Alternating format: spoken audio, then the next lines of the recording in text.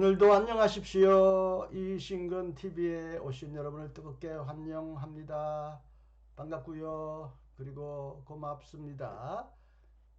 이신근의 시사 톡톡 15번째 정명석의 실체입니다. 허홀 교수님께서 페이스북에 이런 글을 올리셨어요. 정명석의 애천교회의 애인교리와 성폭행 사건, 넷플릭스에서 나는 신이다를 보고 충격을 받은 사람이 많은가 봅니다. 정명석의 사이비 이단적 교리를 다시 소개합니다. 1945년 충남 금산에서 태어난 정명석은 초등학교를 졸업하고 바로 김천 용문산 기도원에 들어가 세상을 등지고 약 20년 동안 지내면서 자기 나름대로 하나님으로부터 특별한 사명을 받았다고 한다. 나이 40 정도에 산을 내려와 찾아간 곳이 고향의 통일교였고 얼마 후 그는 통일교 기관인 국제승공연합 강사요원으로 2년 정도 활동했다. 1975년에는 통일교 창시자 문선명 씨의 사명은 끝났고 자신의 사명이 시작됐다고 공언하며 1980년 2월 서울에 애천선교회를 조직하여 자신을 선생님으로 칭하며 주로 청년층과 대학생들을 포교 대상으로 활동하며 교세를 확장했다. 1982년에는 대한예수교 장로회 애천교회란 이름으로 활동하다가 세계청년대학생 MS연맹, 동서크리스찬연합, 국제크리스찬연합 등의 이름으로 변경하였고 현재는 기독교 복음선교회란 명칭을 공식 단체명으로 사용한다. 1. 애천교회 애인교리의 성적 모티브. 정명석의 주요 교리는 통일교 문선명의 아류인 것으로 보인다. 정명석이 자신의 교리를 나열한 30개론 강의안 2002년 중 27 타락론을 보면 통일교의 원리 강론에 나오는 피가름 교리를 모방한 것임을 알 수 있다.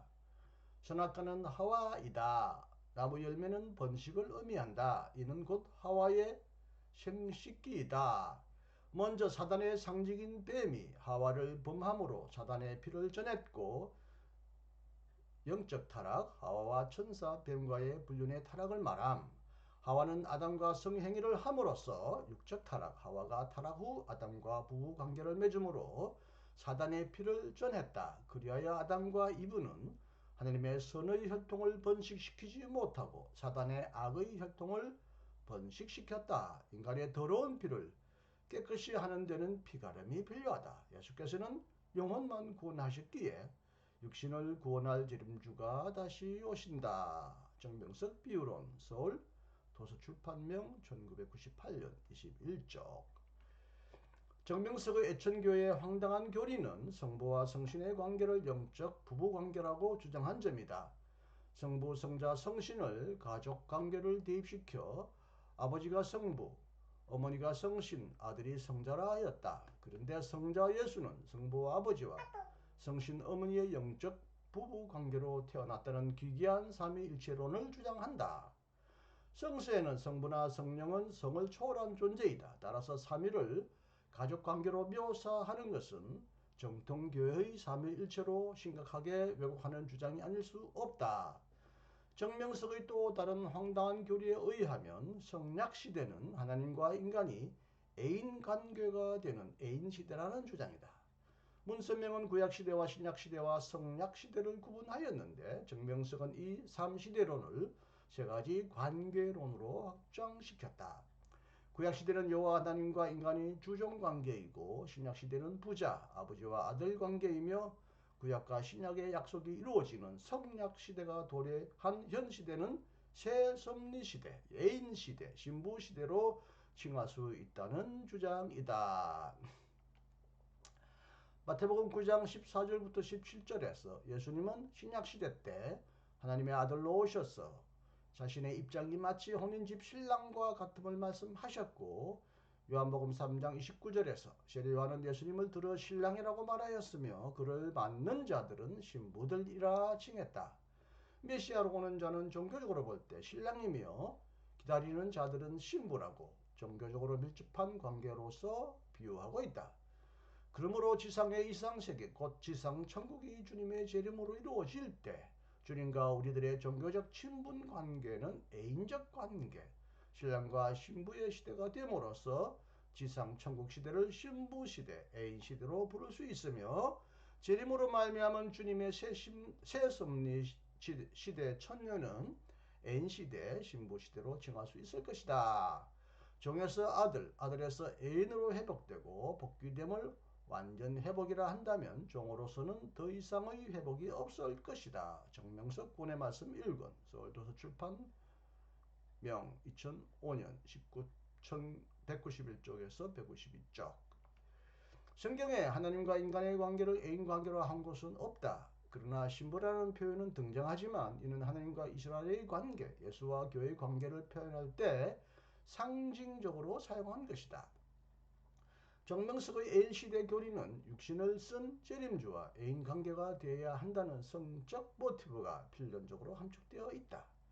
여기서 말하는 애인 관계는 영어로만 통하는 것이 아니라 육어로도 통하는 성적 관계를 의미하는 것으로 보인다. 정명석은 초기부터 모델 학원을 세워 미모의 모델 지망 젊은 여성들을 집중적으로 포섭한 것으로 알려져 있다. 2. 정명석의 국내 성폭행 사건. 예수는 영혼만 구하고 육신을 구하지 못한 채 십자가에서 죽었다는 초림예수 실패론을 주장한 문선명처럼 정명석은 자신이 육신을 구원하기 위해 이 땅에 온 재림 예수라고 주장한다. 정명석은 신약 때 하나님은 예수님의 육신을 쓰고 나타나셨고 성약 때 예수님은 땅에 재림주의 육신을 쓰고 나타나신다고 하였다. 예수가 육신으로 다시 오신 것이 아니고 기독교인 가운데서 시대적 중심 인물을 선택하여 그에게 예수가 영으로 재림하여 협조함으로 재림 예수의 사명을 다하게 하신다고 주장한다. 예수는 결혼을 하지 않고 육신으로 번식하지 않았기 때문에 선의 자식을 번식하지 못했다. 그래서 재림주는 육적 구원을 위해 오셔야 한다는 것이다. 정명석 단체는 스스로 JMS라고 하는데 정명석 명문 첫 자를 의미하는 동시에 지자스 크라이스트 메시아 세이버 혹은 지자스 모닝스타 등 예수가 메시아라는 의미를 담고 있다. 예수가 영으로 재림한 이가 정명석이라는 뜻이기도 하다. 실제로 정명석에게 성폭력을 당한 피해 여성들을 성폭력이 있기 전 내부 선배들에게 사전 교육을 받았다고 주장했다. 피해자들은 선생님이 만지거나 해도 놀라지 말라는 교육을 받았다. 정명석은 메시아이기 때문에 몸을 만져도 이상이 없다는 얘기를 들었다. 선생님이 몸을 만지는 것은 건강검진이다. 선생님이 신체에 손을 대도 놀라지 마라. 그걸 통해 병을 알기도 한다는 식의 교육을 받았다고 했다. 1990년대 초부터 정명석의 여성 문제가 내부에서도 논란이 되기 시작하였고 급기야 정명석 단체에서 탈퇴한 신도들의 고소로 인해 검찰의 조사가 시작되자 2001년부터 7년간 외국에서 도피 생활을 하였다. 그런 2001년부터 2006년까지 말레이시아와 홍콩 등에서 한국인 여신도 5명을 성폭행한 혐의로 구속 기소됐고 2009년 4월 23일 대법원에서 징역 10년형을 선고받아 복역하다가 형기를 마친 후 2018년 2월 18일 출소하였다. 애청교의 왜곡된 애인교리 자체가 성적 모티브를 지니고 있었기 때문에 정명석과 여성 신도 사이의 성적 문란과 일방적인 성폭행이 자연스럽게 일어날 수 있었다고 볼 수 있다. 그 결과 국내외에서 다수의 성폭력 피해자의 폭로로 사회적 물의를 일으켜 중국으로 도피한 정명석이 체포되고 10년형을 받은 것이다. 호익 정명석의 애청교의 애인교리와 성폭행 사건. 그에 져서 신천지부터 통일교까지 서울 동년 2021년 124쪽부터 129쪽. 정명석이 10년형을 다 치르고 추록한 이후에도 계속 성폭행에 관한 고소가 이어져서 아마 지금도 조사받거나 곧 고발되어 다시 감옥으로 들어갈 것으로 보입니다. 이 호익 교수님은 뭐 동성애 연구 또 남북 통일 화해 등등 다양한 주제를 가지고 공부하셨는데 그리고 책을 내셨는데 이단에 관한 연구로도 알려지셨고요. 그의 대표적인 이단 연구서 신천지부터 통일교까지의 한 내용 중에서 일부를 친히 발췌하셔서 페이스북에 실으셨고 기독교 신문 김혜니안에도 게재했더라고요. 정명석의 실체를 더 정확하게 여러분에게 알려드리기 위하여 기사를 가감 없이 그대로 여러분에게 보여드렸습니다. 뭐 정명석의 실체라고 하면서 이제 이 방송을 해드렸는데 뭐 어마어마한 성적 범죄자이군요. 방탕음란죄를 짓는 아주 폐륜아인데요. 이것을 종교적으로 아주 그럴듯하게 미화하여 자신을 메시아, 육신으로 오신 신랑 예수로 이렇게 가장하여 수많은 여성들을 유린했네요. 그 뿌리가 이제 통일교 문선명의 피가름교리에 있다는 것을 우리가 알았는데요. 일단 이렇게 종교의 이름으로 성을 악용하는 사례가 뭐 동서양에도 자주 있고요. 한국에도 적잖이 출몰했습니다만은 일단 뭐 자신의 욕정을 방탕한 정욕을 종교적으로 활용하는 아주 악랄한 사기꾼이긴 합니다만은 그럼에도 불구하고 문선명을 비롯하여 많은 사람들이 창세기 기사를 문자적으로 그대로 이해해서 뱀과 하와의 관계를 그렇게 이제 물론 성경에는 뱀과 하와가 육적인 관계를 맺었다는 기록은 없습니다만은 하나 추론하여 타락 후에 이제 하나님이 아담과 이브를 찾을 때 하와가 부끄러워서 자신의 몸을 가렸다. 근데 여성들이 부끄러워서 가리는 부분이 어디겠느냐? 바로 그 부분이고, 바로 거기서 범죄가 일어났기 때문에 가리지 않았느냐?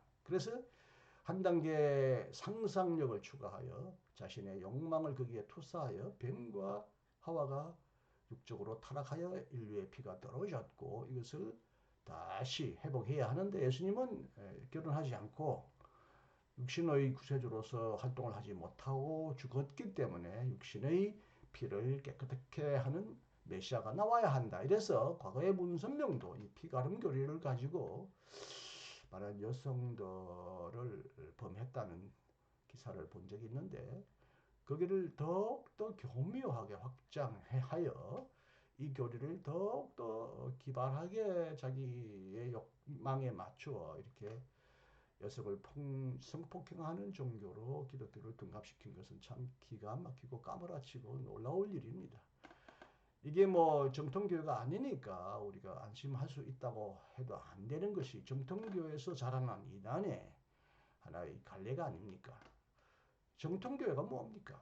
이 창세기를 비롯하여 많은 교회가 이 정명석 문선명처럼 성경을 하나의 신화나 상징이나 비유나 잠언으로 들어야 될, 해석해야 될 그것을 문자적으로 해석하는 이런 오류가 이런 이단을 낳는 하나의 온상이 되었다는 것입니다. 오늘날도 많은 목사님들, 정통교회라고 자처하는, 복음교회라고 자처하는 교회 목사님들도 설교를 들어보면 아담, 이브 얘기를 문자적으로 그대로 일어난 실제적인 역사적 사건처럼 설명을 해요. 이 정명석과 문서명은 거기다 상상력과 욕망을 투사하여 기발하게 성경을 비틀었지만 그 출발은 아담, 이브, 창세기 이야기를 문자적으로 역사적으로 실제 그 이야기처럼 풀어나가는 이런 전통이 아직도 정통교회 안에서 조금도 무너지지 않고 있습니다. 그걸 신화로 말하면 뭐 자유주의다, 이단이다 그러고요. 실제로 일어난 사건처럼 말합니다. 인류의 역사가 결코 그렇게 출발하지 않았고 오늘날 인류학에 의하면 결코 인류의 출발이 그 에덴 동산 지금 뭐 위치로 보면 이라크 안에 있는데 거기서 그렇게 하나님이 뭐 흙으로 인간을 만드시고 뭐 빨고 살았고 물론 초기 원시인들은 뭐 옷이 없었으니까 벗고 살았을 가능성이 크지만 뭐 에덴 동산에 뭐 나무를 두 개 두시고 선악과를 먹지 말라 그러시는데 뱀이 또 꼬셨고 뱀이 어떻게 꼬십니까? 그러니까 이제 말을 못하는 뱀이 사단이 들어가서 말을 했다라는 성경에도 이제 없는 거기를 추가했는데 그거는 이제 후대 성경에 나오는 기록을 거기다가 역으로 투사한 것이고요. 이렇게 성경을 아주 문자적으로 무식하게 해석하는 이 전통에서부터 이단이 자라났다는 통절한 반성과 각성을 하지 않으면 이런 류의 이단이 얼마든지 생겨날 수 있다고 봅니다. 여기 이제 삼위일체 하나님을 말할 때 성부는 아버지다, 성신령은 어머니다, 성자는 아들이다 이렇게 해석하는데요. 우리가 성부라고 하기 때문에 아버지라고 하니까 하나님을 아버지 남자로 상상하죠. 그리고 성령을 어머니와 같은 분으로도 우리가 많이 고백해 왔습니다. 그럼에도 불구하고 하나님은 우리 인간과 똑같은 성을 가진 존재는 아니고 그분의 속성이나 인격이 그런 것을 닮았다. 그런 품성과 속성을 지녔다. 그런 활동을 한다는 의미에서 삼위일체 하나님을 아버지, 어머니 이렇게 부르고요. 그러지 그걸 똑같이 문자적으로 해석해서는 안 되는데 그렇게 또 이것도 문자적으로 해석하는 거죠. 교회와 성도의 관계도 신랑 신부를 라고 표현할 때도 이것을 그 문자대로 육신적으로 신랑 신부가 서로 결혼하여 관계를 맺는다 이런 뜻으로 해석하면 안 되잖아요. 하나의 신비한 영적인 사건으로 해석해야 하는데 이것도 문자적으로 해석하는 오류가 있다는 거죠.